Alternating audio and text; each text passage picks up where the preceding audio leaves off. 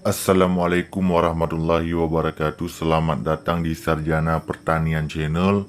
Jadilah bagian dari kami dengan like, komen, dan subscribe. Langsung saja kita buka aplikasi Facebook. Nah, untuk tutorial kita pada kali ini yaitu tentang bagaimana cara menghapus album foto yang ada di Facebook ya. Caranya cukup mudah. Silahkan login ke dalam Facebook masing-masing. Selanjutnya klik di foto ya, di profil masing-masing ya, di pojok kanan ini, di yang paling atas ada foto profil Facebook kita. Klik pada foto profil tersebut.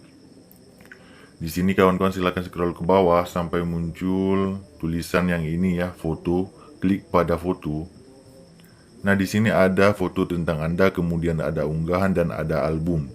Perhatikan di sini ada album yang bernamakan tutorial album ya. Ini barusan kami sengaja membuat album sebagai tutorial yang akan kita hapus. Klik pada album yang akan kita hapus.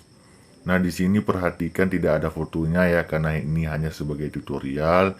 Jika kita ingin menghapus album yang ini, klik di pojok kanan atas di titik 3. Nah, di sini akan muncul ya, edit, hapus, ubah foto, sampul album. Klik saja hapus. Kalau sudah yakin, klik hapus.